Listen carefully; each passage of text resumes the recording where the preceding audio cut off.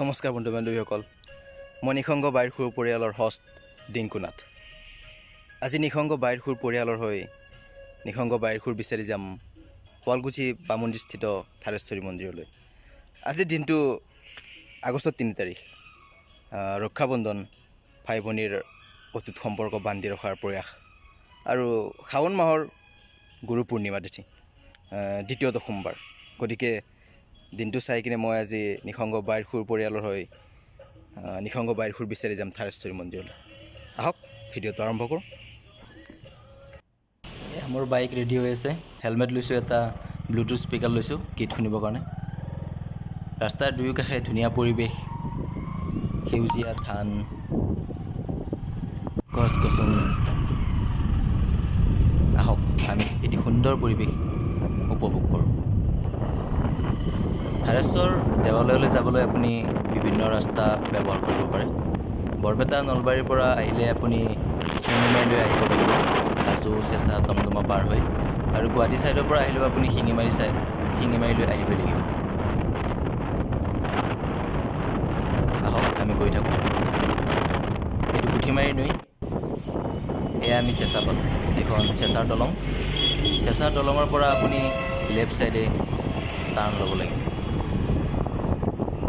এয়া দদৰালৈ স্বাগতম, state bank of ইণ্ডিয়াই স্বাগতম জনাইছে। আহক এইটো ৰাস্তাইদি গ'লে আমি শিঙিমাৰী চক পাম। এইটো শিঙিমাৰী চক।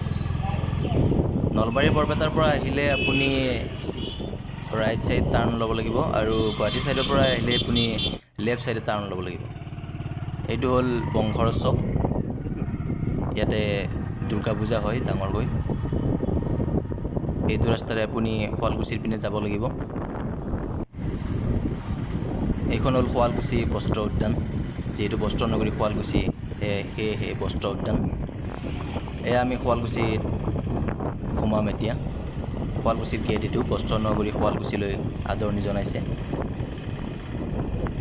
আহক আমি গৈ থাকোঁ থাৰেশ্বৰ দেৱালয়লৈ। এয়া আৰু পাবলৈ বেছি সময় নাই।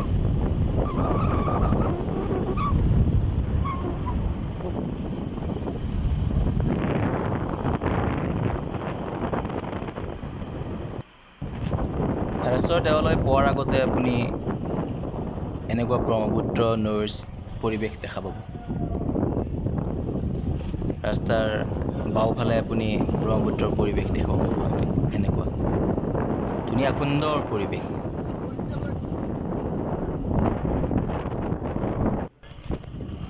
এয়া আমি থাৰেশ্বৰ দেৱালয়ত সোমাইছোঁ।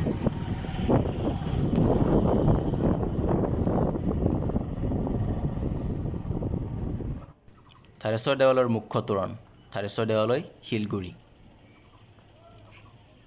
আহক ভিতৰলৈ সোমাই যাওঁ। গেটৰ সন্মুখতে পাব আপুনি এটি ডাঙৰ ষাঁড় গৰুৰ মূৰ্তি। কাষৰ ফালে আছে এটি বৃহৎ পুখুৰী, তাতে বিভিন্ন ধৰণৰ মাছ কাছ আদি পুহি ৰখা হৈছে। চাওক কি ধুনীয়া ধুনীয়া ৰঙৰ মাছ।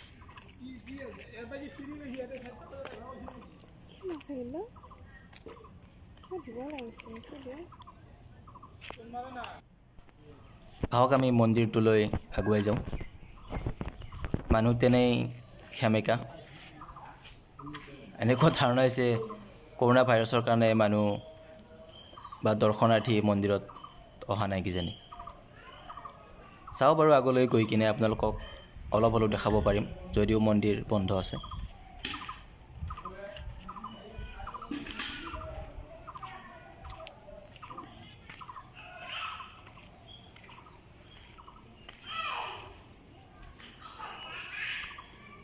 এয়া চাওক, মন্দিৰত চাফাই চলি আছে, মানুহ নাই। দৰ্শনাৰ্থীৰ কাৰণে বন্ধ কৰি ৰখা হৈছে, চাফাই কৰি আছে। এইখন কাষৰ ফালে এখন বৃহৎ খেলপথাৰ দেখা পাব। ইয়াতে বিভিন্ন খেল ধেমালি হয়। কাষৰ ফালে এখন স্কুলো আছে। আহক আমি পাহাৰৰ টিলালৈ আগুৱাই যাওঁ। টিলাৰ ওপৰত এটি ধুনীয়া শিৱ মন্দিৰ আছে। চাওঁ বাৰু আপোনালোকক দেখাব পাৰোঁ নে নোৱাৰোঁ।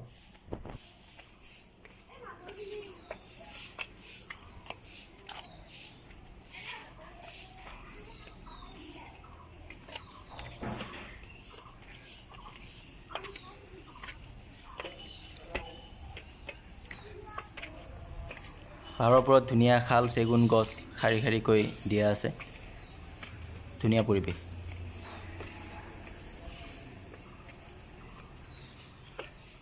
আহক আৰু অলপ ওপৰলৈ যাওঁ। পাহাৰৰ টিলাৰ ওপৰলৈ উঠি গৈ থাকিলে আপুনি বাওঁ কাষে এটি হনুমান মন্দিৰ দেখা পাব। হনুমানৰ প্ৰতিমূৰ্তি এটা সাজি থোৱা আছে ইয়াত। আহক আৰু অলপ ওপৰলৈ যাব পাৰিনে চাওঁ। নাই, ওপৰৰ ফালে যাব সময় হ'ল ফ্ৰেণ্ডছ। চোৱা, বাই বাই, লগ পাম পিছত আকৌ।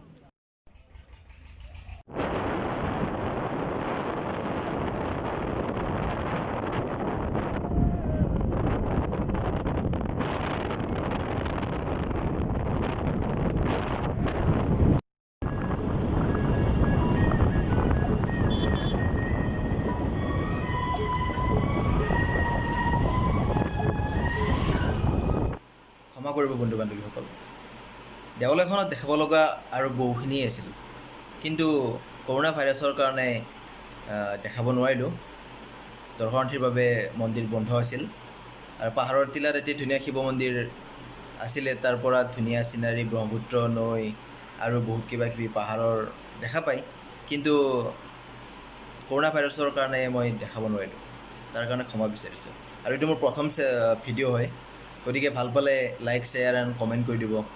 আৰু পিছলৈ এনেকুৱা ভাল ভাল ভিডিঅ' পাবলৈ চেনেলটো ছাবস্ক্ৰাইব কৰি দিব। ধন্যবাদ।